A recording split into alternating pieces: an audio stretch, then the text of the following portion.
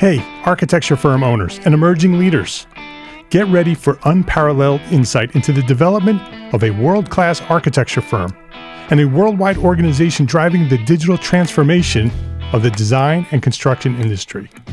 With Build Smart, the podcast that's changing how our profession operates.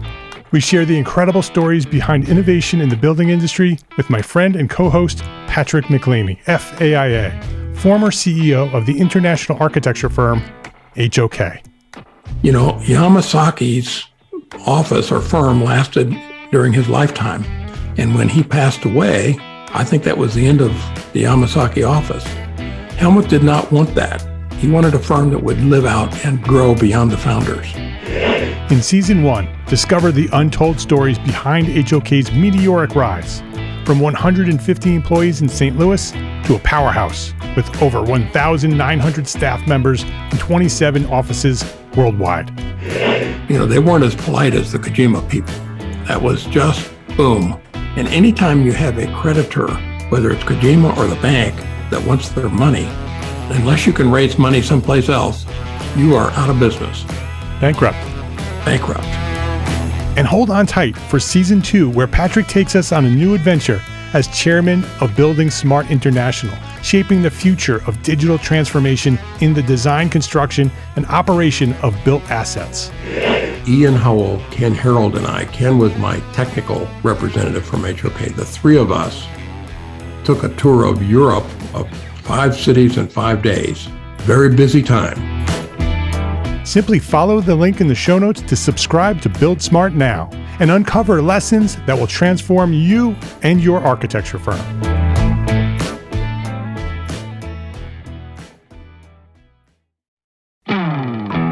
Hey, architecture firm owners and emerging leaders. Get ready for unparalleled insight into the development of a world-class architecture firm and a worldwide organization driving the digital transformation of the design and construction industry. With Build Smart, the podcast that's changing how our profession operates. We share the incredible stories behind innovation in the building industry with my friend and co-host, Patrick McLeamy, FAIA, former CEO of the international architecture firm, HOK. You know, Yamasaki's office or firm lasted during his lifetime. And when he passed away, I think that was the end of the Yamasaki office. Helmut did not want that. He wanted a firm that would live out and grow beyond the founders. In Season 1, discover the untold stories behind HOK's meteoric rise, from 150 employees in St. Louis to a powerhouse with over 1,900 staff members and 27 offices worldwide. You know, they weren't as polite as the Kojima people. That was just boom. And anytime you have a creditor, whether it's Kojima or the bank, that wants their money, unless you can raise money someplace else, you are out of business. Bankrupt. And hold on tight for Season 2, where Patrick takes us on a new adventure as chairman of Building Smart International, shaping the future of digital transformation in the design, construction, and operation of built assets. Ian Howell, Ken Harold, and I, Ken was my technical representative from HOK. The three of us took a tour of Europe of 5 cities in 5 days. Very busy time. Simply follow the link in the show notes to subscribe to Build Smart now and uncover lessons that will transform you and your architecture firm.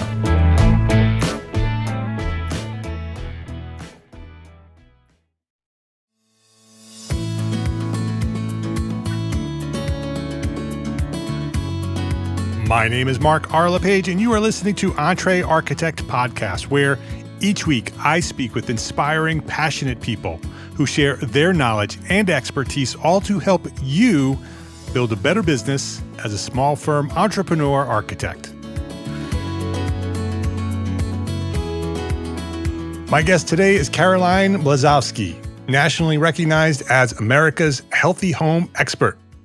Caroline is an environmental consultant, home investigator, media personality, and the founder of My Healthy Home, a company dedicated to creating healthier living environments. With over 30,000 home investigations and more than 2 decades of experience, she's a leading authority on indoor air quality and healthy building practices. Caroline's work has been featured across AARP, SiriusXM, Good Housekeeping, and many more. You've probably heard her somewhere. I'm glad she's here today. Today, she's here to share what every architect should know about designing homes that make people healthier. Caroline Blazovsky, welcome to Entre Architect Podcast. Thank you for having me. That was such a nice introduction. I appreciate it very much. You're very welcome. It's good to have you here. I'm excited. Me too. Before we talk about healthy homes and the things that you do and the things that we should be paying attention to as architects, I want to know more about you. I want a little bit more context about who Caroline is. So when did you discover your passion for what you do, and who or what inspired you to get started in this journey of healthy homes? Yeah, it was a crazy story, believe it or not. My first job, I was totally in a different realm. So I was in radio, so you can appreciate that. I had done radio since I was 16 years old, worked at radio stations all through college, and I thought this is where I'm going to end up. So I was doing an internship. My first internship was with Howard Stern in New York. So that's kind of always an interesting tidbit. Wow. And I got to see sort of this media guru, right, put things together. And it was an amazing place to work. That must have been some experience. It was crazy. And then I started working in New York City in production in an audio and video studio. And then all of a sudden I had this apartment in Hoboken, and as young kids like we are, they would come in and spray pesticide and do whatever. And we would just let the maintenance people come in and say, "Hey, how you doing? Yeah, you're going to spray something, blah, blah, blah." Right. And I started to develop some weird, what I call back then, some environmental allergies. I think it was kind of stomach stuff and weird things. And I ended up going to a doctor and he's like, "Look, I think you have allergies." And I'm like, "Well, I've never had allergies in my whole life. Why do I have allergies now?" And no one could explain it. And that started the rabbit hole of getting into this field. And I just completely switched everything I was doing and started going back. And it just, I had a diagnostic tool in my tool belt that I never realized I'd ever had. And I ended up going back to all types of HVAC school, IAQ classes, anything I could take back. This is 25 years ago. So, this was not a hot thing back then. Nobody knew what mold was in a home or allergies in a home. It was just foreign. So I started on that and went back for every possible educational class I could take. And here I am today, ending up, as one of the top experts in my field. So it's really interesting how things get us going in a different direction. Yeah. It's not uncommon that a story will, in terms of somebody's career and somebody's passion, that it starts with something that impacts them, right? That something negative happens that you overcome, and you want to make sure that other people don't have to experience the same thing that you've experienced. And it seems in our field, like in the healthy home field, that seems to be a story for a lot of the people that get into the space, or they had a child get sick and they didn't have the answers. It just seems to be a thread that leads through it. But whatever it was, I truly, truly love my career and love the field, and I'm happy to be here. So that's the best part. Yeah. Well, I'm happy you're here too. Our audience are thousands of architects. Many of them are residential architects. So you're talking directly to the people who are designing homes today. And so I'm really excited about this conversation because maybe, we can share some things that maybe some of our audience are not aware of. But I want to start with the basics. Let's start with what do you consider quote unquote healthy home? How do you define that? I think it always starts with the occupants, right? And why they end up at your doorstep, whether you're an architect or you're an environmental consultant.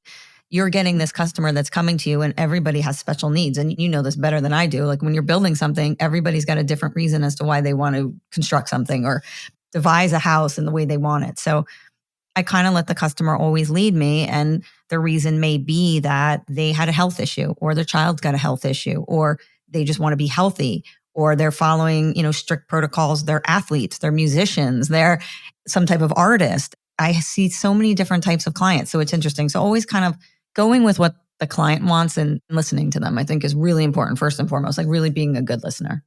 So when you talk about healthy home, so you're talking to your clients first to determine what they consider a healthy home?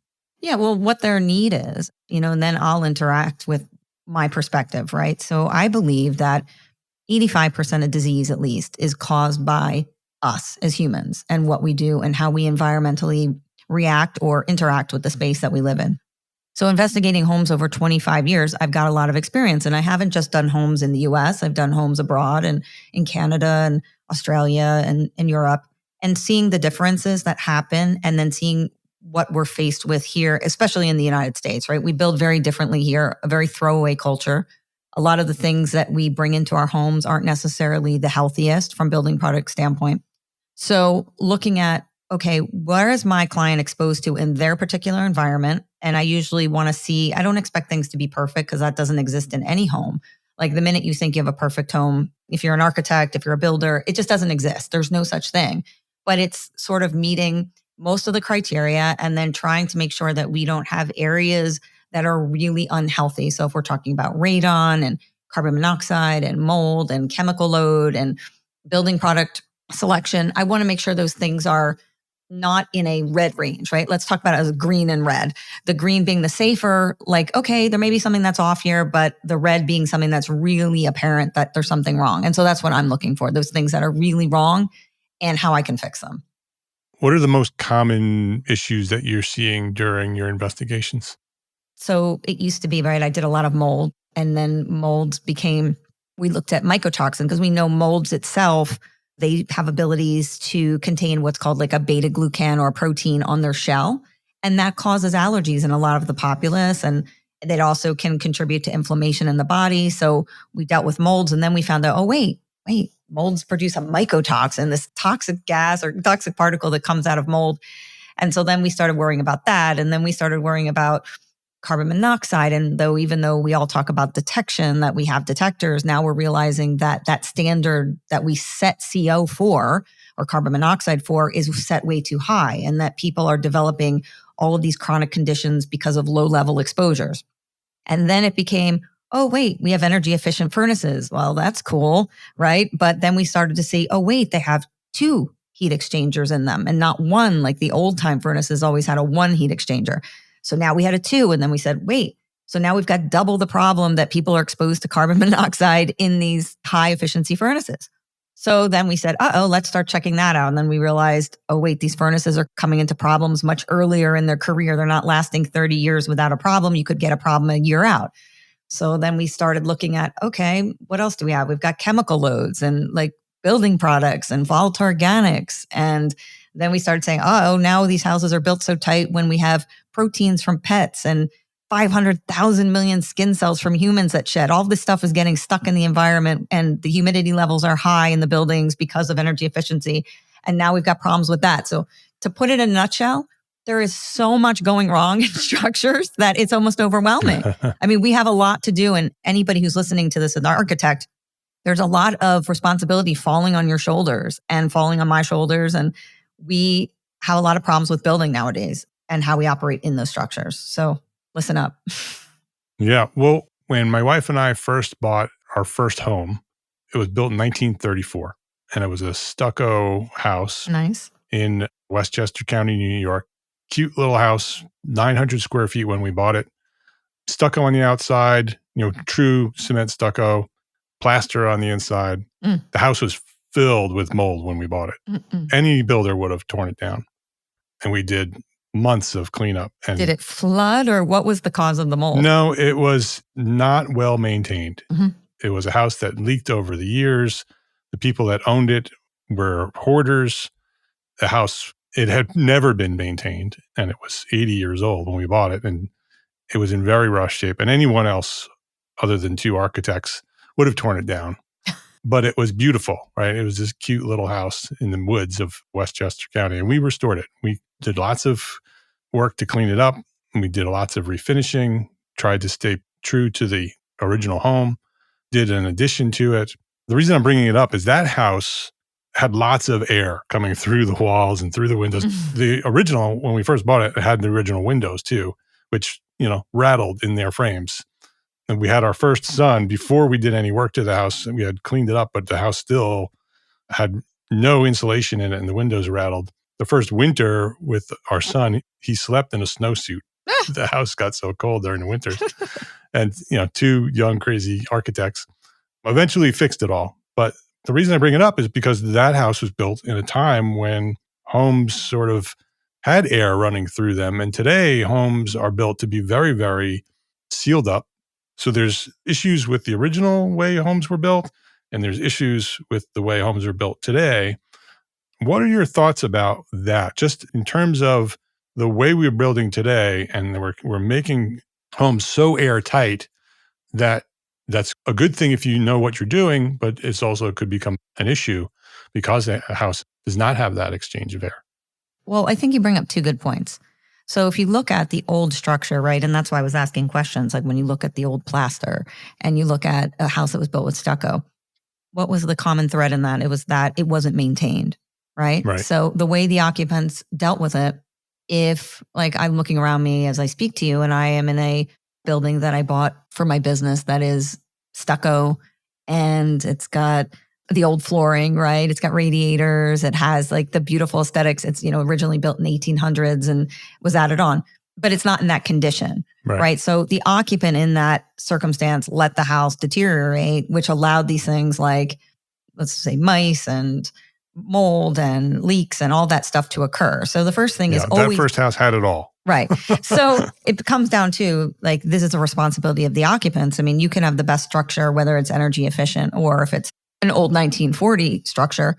If you're not going to maintain it, then don't be a homeowner because these things are constantly going to go, right? And they're always going to have to be fixed. And houses are a plethora of problems. And right when you think you have everything perfect, you have a water break, your refrigerator leaks, something happens, maybe you have a blowback in your furnace, any of these things can happen. So maintenance is huge. I think it's not so much what the structure is, but it's that knowing as a homeowner, you have to maintain it.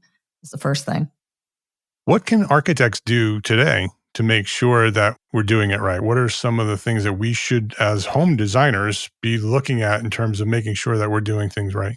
Yeah. So I think that, and it's, touching back on what we were just talking about is listening to the client and understanding your client and saying, look, if I build this house and it's got all these gizmos, and I always ask my clients this too, like if we're putting in sensor systems, which we do for indoor air quality, we can monitor almost anything now with technology and AI, which is very interesting. And we started doing that a couple of years ago.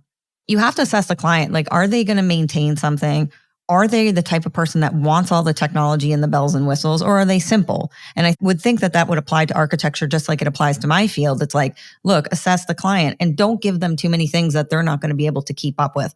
Give them what is fitting to them. Even though sometimes they come to you and they may say, hey, I want this, I want that. I kind of back my clients up and I like to assess them first to kind of get an idea of who I'm really dealing with as a person so that I know what is going to work for them. Because overall, you want them to be successful, right? That's the goal. You want that client to be like, look, I'm totally thrilled with what you did. I'm on social media giving you 5-star reviews and I'm happy. And every day I go back to my house and it's my haven. And I think that's our job, is to kind of hear the client, but then also be able to say, you know what?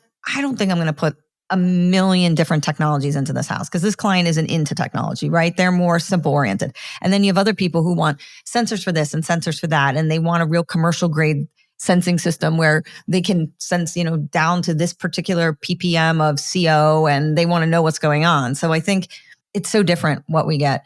But yeah, like trying to really steer them in a direction that they're going to be happy is, I think, a challenge that we all face. But it's a good challenge. What are some of the common mistakes you see in new construction? Well, I think in new construction, people often go into it thinking that this is going to be perfect once they buy it. They just think, hey, I bought a house and now I'm not going to have any problems and it's turnkey and I'm going to go in. And that just does not exist with any structure. You're always going to have something that's got to be changed, that there's a problem, once you get in, maybe, the basement starts leaking. Maybe I've gotten clients where the tubs are leaking. They call me and they're crying. They just bought a house. They moved in 6 months and now the house has problems. You get problems where you get climate now. All these storms come and you have issues. I had somebody who, this is a common one. So you do the construction, everything's going well. And the construction workers they're doing tiling in the bathroom and they're throwing the tile down the drain. So now the new family moves in, and this is very common. It happens all the time. The new family moves in, decides, I'm going to flush my toilets and live like a normal person in my house. And then guess what? The septic or the sewer backs up all over the brand new house because they threw all the stuff down in there and they were too lazy to take it out. Same thing with ductwork. What ends up in your ductwork? You need to have that cleaned after construction because we find sandwiches in there. Soda bottles, you name it, it's down in there. And it sounds so horrible. Like, why are these people throwing this down the chimney or down in the ductwork? But they do it. And so these types of things have to be addressed because years later you end up having problems or sometimes right away. And then I get called in and they're like, we just had this brand new house. It's perfect. And we've got issues. So no perfect. Get rid of that. Do you work with architects and designers before construction, or are you only called in afterwards when there's a problem? No, I prefer it. It's hard to get people to think healthy homes. It's becoming more prominent, and people want to pick the products they're putting in, and they want suggestions. So they'll call and I'll consult with the architect on what products I think would be best, whether it's caulking or flooring or drywall. And I have my particulars that I think are healthier. And then I'll give that recommendation to the builder or to the architect and help the client incorporate it in. So yes, it definitely happens. It's so much better to do it in the beginning because once you build and you put quiet floor systems in or you put a zip system in, these have OSB in them. And I'm not a big fan of OSB. I'm a plywood girl. I've always said that. Plywood has a much better fortitude, if you will, of dealing with moisture control, allowing moisture to pass through the barrier, and then of course allowing it to hold up longer if it does get wet. So I still am open to someone convincing me otherwise about OSB or fiberboards or any of that, but I've always been anti them, and I've got too many clients that have sensitivities to the glues and the resins in them. So trying to plan that out ahead of time is more ideal, if you can do it. Let's take a quick break to say thank you to our sponsors for their support of this episode. Gain lessons learned and credits earned with Arcademy, ARCAT's continuing education program. Listen to popular episodes of the Detailed podcast and earn AIA-approved HSW credits. Yes, you heard that right, HSW credits for episodes of Detailed podcast. Listen to an episode, check out the learning objectives, and use what you've learned while listening to take the course. The program is free, it's simple, and can be found at arcat.com under the Resources tab. Or just go to arcat.com/arcademy. That's arcat.com/arcatemy. That's arcat.com/arcademy. Please visit our sponsors today and thank them. Thank them for supporting you, the Entre Architect community. When we're designing a house, we're following building code, but we all know that building code is really bare minimum. Bare minimum. Right. It's the worst acceptable home you can build, right? So what should architects be doing beyond the building code? What should we be looking at? What should we be focused on beyond the building code to make sure that we're designing healthy homes?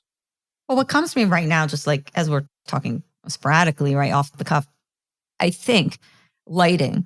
I like a lot of lighting. And I usually use it as look, I like to see at least 30%. So if you had a room and then I'd like to see 30% of that room be windows. And people go, well, why is that? Well, because light in itself is one, so valuable to our essence and health, our cellular essence. Everything that we are beings comes from light. If we had no light, we would not be here. So our ability to look at light and be able to grasp the spectrums of the light, so you're looking at your reds, your blues, your greens, is so imperative to our health. And a lot of the windows now, because we're trying to block out the UV, block out that light, concerns me because we need it, especially in workplaces. We need to have those full spectrum. Even in our lighting, when we're looking at, there's a company I like, Chromalux, we're making lighting, and also BIOS lighting makes interesting lighting too, where we've got that full spectrum. And it's so important to our health of all those colors. So being able to have that light come in for health, being able to face the light, being able to face directions where that lighting, where the house is positioned so that you're getting the rise of the sun in the morning and the setting of the sun is important. And then, of course, also from a health standpoint, all these microbiologicals that we worry about, molds and dust mites and all of these things really don't like light. They like dark and dingy and kind of dreary places. So houses that are exposed to more light interior have less of those kinds of health issues. So, just talking off the cuff, I think lighting is something that we just don't think enough about for sure. Yeah, lighting is interesting because I've talked to lighting experts on the show and we've done webinars on the health sides of natural light and artificial light. It's really amazing how important exposure to light is. And so many of us now, we work on computers, our lights are dim in our offices. We don't go outside as much as we used to. And you're seeing the impact on our health because of that. And a lot of it is directly related to light. Yeah. And I mean, we can talk about it too, with the newer windows, and you probably know more about this than I do, but they're trying to block out, even though the light is there and you have a window, the actual benefit of the light isn't able to come through because you've got all this argon gas and you've got the low E coatings and the things that are really preventing the health benefits of the light. So is there anything, I mean, because of energy efficiency, is there anything we can do to kind of make that lighting healthier from your perspective? You can focus on artificial light that does similar things that the natural light can do. The different colors and the different locations of those lights as well. The different levels of light make a difference as well. So you can put lighting on timers and dimmers that happen automatically. So there's actually a rhythm that we experience with sun up and then the light coming across the sky and then coming back Yep, down. circadian You rhythm. Yeah. can replicate that with artificial light as well and impact your health by doing that. Yeah, it's amazing. They say like we always were used to having like the recessed lighting in the ceiling, right? And that's Right. no longer the theory. You actually want horizontal light. So lighting at the eye level so you can absorb the blues and the reds and the greens. It's amazing. It's really amazing. Yeah. In terms of awareness, architects, that's part of our job to be aware of designing healthy and safe homes. And so we're actually trained as architects, we're trained to design healthy homes and healthy buildings and have continuing education to do so. But in terms of homeowners, do you see an increase, a rise in homeowner awareness of healthy homes? And what do you think is causing that if so? Yes. I mean, my business has over the years just grown and grown and grown. I mean, it's getting to the point now that I can't keep up because the doctors are sending their patients to us, right? The doctor's like, I can't solve this problem. Like, here's my client. So I like to give examples. So I had a client in New Jersey and she was sick for 5 years. I mean, feeling terrible, like achiness, flu-like symptoms, joints hurt, all this, just really feeling bad, couldn't function, couldn't live her life. And her husband was fine. The kids were fine. Everybody's fine in the house, just not her. So it goes to the doctor for 5 years. They can't figure out anything. And then she's finally at her chiropractor and her chiropractor says, look, there's this woman on the East Coast. She does this. She kind of evaluates your home and your health symptoms and figures out like, is there something here? So why don't you call her? And they did.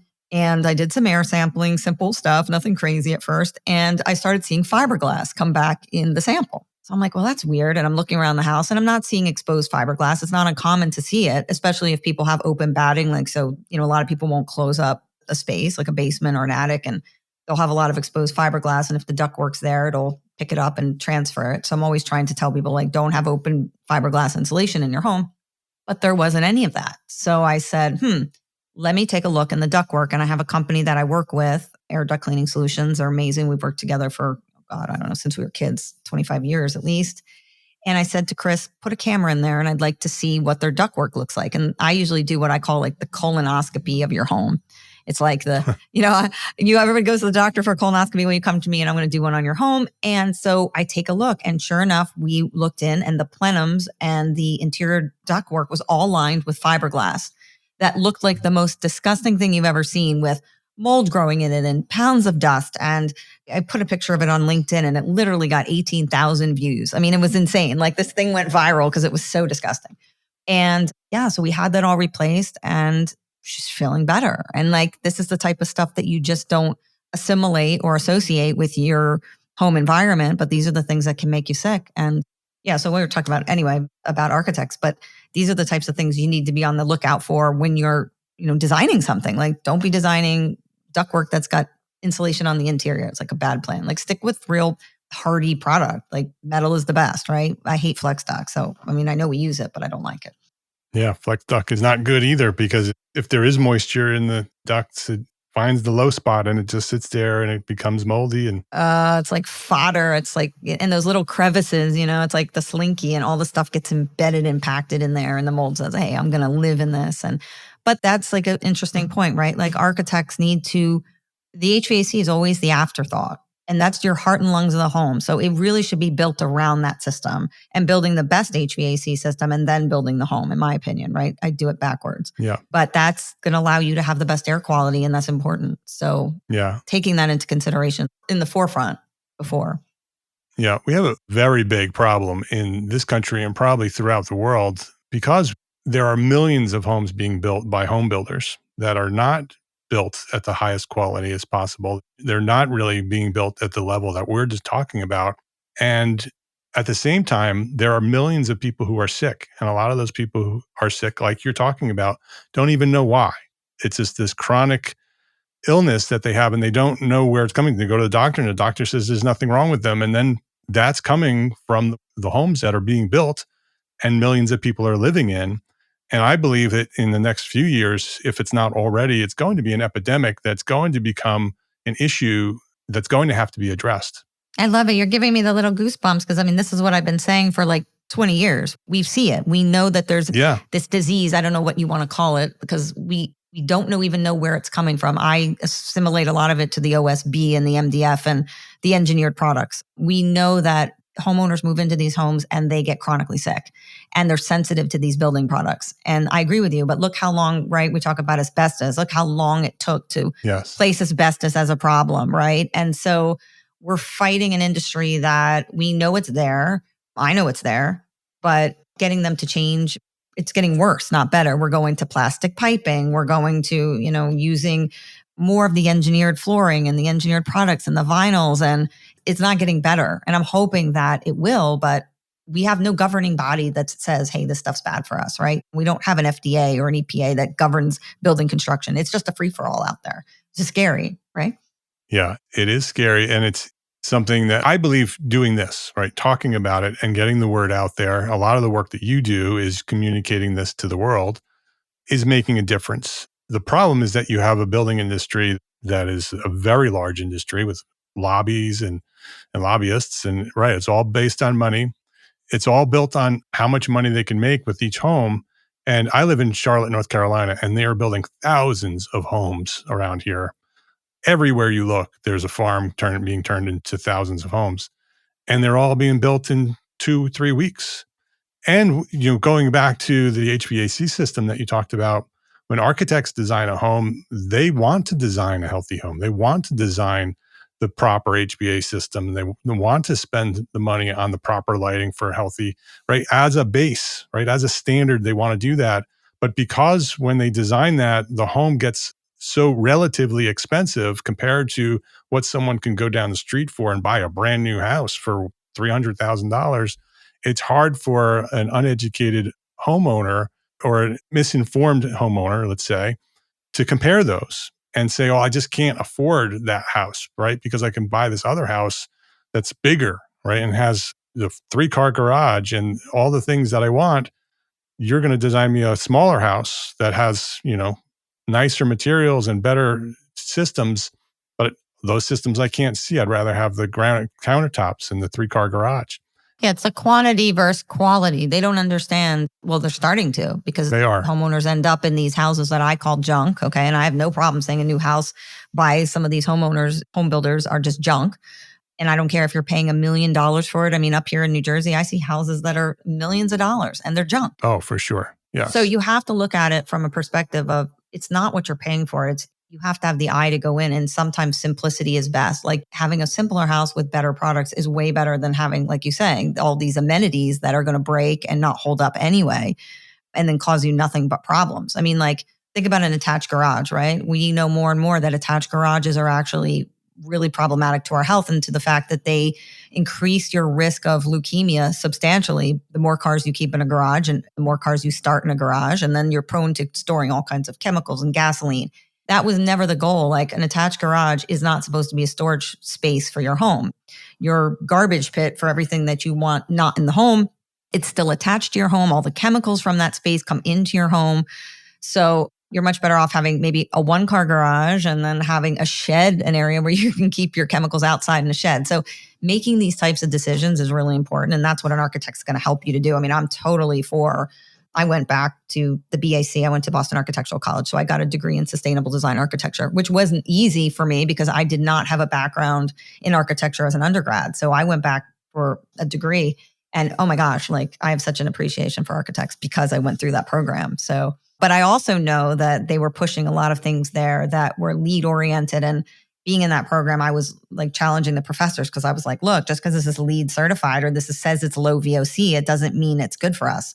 Just because something's green, and I'm putting my fingers up in quotes, does not mean it's healthy. There's a lot of things that are chemicals, like turpentine comes from natural sources, apinene, D-limonene, which is citrus, lavender, eucalyptus, a lot of pine products, they all have volatile organics, right? Our body doesn't know the difference between a synthetic volatile and a natural one, but it knows too much, right? If you have too much. So just because something's natural and someone tells you it's natural or it's greener doesn't mean it's necessarily healthy for you. So you have to really look at products and their health and how much they're going to outgas and how inert they are and what kind of products they're going to put into the home once you utilize them.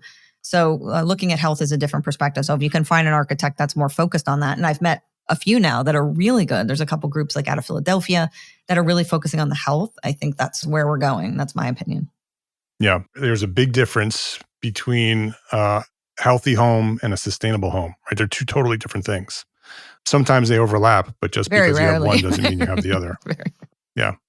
Let's end this on a positive note. I'm going to ask you about the future. How do you see the future? What innovations excite you most about what's happening? You see anything out there that you like, that you see that might be moving in a positive direction? Oh, everything. I mean, I think we are moving, and I think we have transitioned from the green movement. When I started my company 25 years ago, I saw the need for the healthy home movement, and we've transitioned to that. That's the direction we're going. Whether you go to the building shows, whether you go to the Consumer Electronics Show, everything's focused on health, right? Health and wellness, and that correlates back to the house. So yes, like sensor systems, like being able to, we sense like, your CO, carbon monoxide, formaldehydes, your TVOC gases, like being able to see the house in the big picture, I think is so promising. I mean, there's so much stuff going on. And then on the building side, we're seeing so many more people step into this place of this healthy home and like trying to actually build for health. Clients are requesting it. Clients are coming, they have needs. We've got a lot of more occupants now that have special needs pertaining to their health, whether that's like a heart problem, allergies, asthma. Kids have, all kinds of autoimmune diseases now. So being able to design that house around those is becoming like a big deal. So yeah, there's so much happening. It's amazing. And back to those millions of builder homes, I think there's a huge opportunity for architects, residential architects who are listening, to not only focus on that market, right, of these houses, because these houses that are being built around me today in 10 years are going to need a full renovation or a tear down. Yes. I mean, they're junk. Mm-hmm. And so architects could very easily, from a business side, focus on that market of renovating and retrofitting these builder homes to be healthier and to have better systems and better materials in the future when they do need to be renovated. You can focus on them, and there's millions of them. So the market is unlimited, essentially. So it's a very big opportunity for residential architects and designers. I think too, I mean, they're using a lot of these systems, right? And if you look at basements in particular, where they're using like the paneled systems where you've got multiple layers, that becomes very challenging because when something goes wrong, and one thing I can guarantee you, it's not if, it's when you will have a leak in your home. It is a guaranteed. You're having water and you're going to have a mold problem. That's over all the years and all the houses that I've seen. This is like a guarantee. So the first thing, and I'd like to say this just for your audience and anyone listening, go and get a rider on your homeowner's policy that ensures you have mold coverage and leak coverage. They are no longer covering that, and you find out in a very bad way that you're not covered after you've had the leak. That's great advice. So put a rider. It costs very little. I mean, we're talking like, a few dollars. It's going to add to your policy. I have a $50,000 rider on my house so that if you have a water damage leak or you've got mold, you're covered. So it's like the easiest thing to do. Just add it to your policy. It's simple and smart. That's great advice, Caroline. Let's wrap up with our final question. What's one thing that a small firm architect can do today to build a better business for tomorrow? I guess listen to your clients and look into different avenues. Like, I know it sounds crazy, but when you're networking, look to physicians, look to functional medicine providers, look to environmental consultants, because we have a lot of clients that are looking for healthy alternatives in building. And I think that's a really good resource. It's not something that an architect would traditionally like say, why am I going to, befriend a doctor or make a relationship with an environmental consultant? That's because we actually are seeing people who, one, typically have the dollars that might be doing some, private building and they want to make the home better. And then also they're doing it for their health, which is also it's an imperative thing. They've got to do it. So I think when you're looking at your contacts and people you're networking with, look into that avenue because I think it'd be helpful. Caroline Blazovsky is her name. She is known as America's healthy home expert. The company is My Healthy Home, and you can learn more about everything she's doing. You can also reach out to her. If you have questions, want to work with her, healthyhomeexpert.com is the website, healthyhomeexpert.com. Caroline, thank you very much for the decades of work that you're doing to make our world a healthier place, one home at a time. I appreciate you for doing that. And thanks for coming by here and sharing your knowledge on Entree Architect Podcast. Thank you. Thank you for having me. If you liked this episode of Entree Architect Podcast, please share a link to this episode with a friend. Either just click the share button or highlight the URL and send the link to this episode with a friend, because that's how Entree Architect has grown to serve thousands more architects just like you throughout the 10 plus years of Entree Architect. That's how we've grown, architect to architect. So I would love for you to share this episode and all the episodes with one friend every week. Would love that. And thank you to our sponsors for this episode. We don't have an episode if there's no sponsors. So thank you to our sponsors. Links to those sponsors, which you should go visit and click, and all the resources that we discussed today for this specific episode, they are all available at entrearchitect.com/podcast. Every episode that we've recorded is there, entrearchitect.com/podcast. Go click the links to the sponsors and say hello. Entree Architect is a member of the Gable Media Podcast Network. You should go visit that at gablemedia.com. That is the next evolution of interactive media and resources for the AEC community. You can now earn continuing education credits for listening to select episodes of this podcast, Entree Architect Podcast. Yes, AIA CEUs for listening to a podcast. It's there, and many other podcasts are there as well, and you can listen to all of them and get credit. Learn more about our program, Gable Members Program, at the gablemedia.com/members website. That's GABL media.com/members. And if you are a small firm architect, join us today at Entree Architect Network. That is the worldwide organization for small firm entrepreneur architects. If you own your own architecture firm, you are an entrepreneur architect. You are an Entree Architect. With weekly live group business coaching, we have business coaching there, monthly live business training with AIA CEUs, 2 a month, so 24 AIA credits per year, including 12 of those are HSWs. We have them in the membership. Business resources, all the resources you need to run your business, special session webinars, mastermind groups, and a thriving community of small firm architects just like you. Hundreds of architects are there waiting for you to join. So we provide the support and encouragement you need to succeed as a small firm architect. I know that you haven't been trained as a business person when you launched your firm. That's what we do. Come learn how to run a business at Entree Architect Network. And today you can go join right now for free for 30 days at this link, entrearchitect.com/30 days will give you free 30 days for membership. Go check it out at entrearchitect.com/30 days, and I will see you there. Thank you for listening to this episode of Entree Architect Podcast. My name is Mark R. LePage, and I want you to remember 3 words: love, learn, share. Have a great day.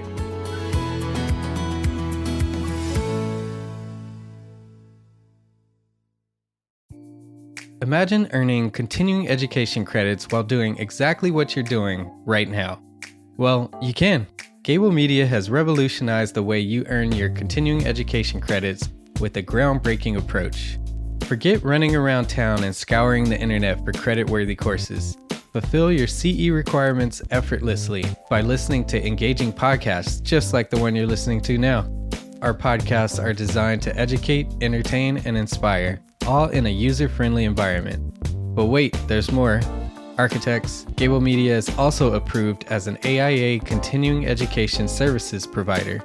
Upon completion, we handle everything, from reporting your hours directly to the AIA to storing your certificates in your personal Gable Media profile for your self-reporting needs. So follow the link in the show notes and start earning your credits in the most innovative and entertaining way possible with Gable Media. Attention architects and creative minds, get ready to supercharge your brand with Build Your Brand, the podcast that's unlocking the secrets of branding success for creatives. Hey there, it's Mark Arlepage, founder of Entree Architect, and I'm inviting you to join my friend, architect marketing expert Jeff Eccles at Build Your Brand podcast, where he explores the captivating stories of the world's top brands and transforms their lessons into powerful moves for small firm architects and creatives like you. In Season 1, Jeff shares the thrilling tale of Southwest Airlines, where he dissects their journey to the summit and distills it into strategies tailor-made for you. It's important to keep in mind that companies like Southwest compete in the real world, just like you, and face real-world challenges, just like you. You might be surprised at how similar those challenges are to the struggles that you grapple with on a day-to-day basis. Don't miss out on your blueprint for success. Subscribe, tune in, and let's build your brand together. You may have noticed that the very best brands in the world are also known for having somewhat unique corporate cultures. That's often the glue that holds everything together when they encounter those rough spots. We don't do it because it inconveniences the passengers to whom we are primarily dedicated, the short haul, frequent flyer. Follow the link in the show notes to subscribe to Build Your Brand today. Remember, no matter the size, the journey's the same. Your brand's journey to the top starts here.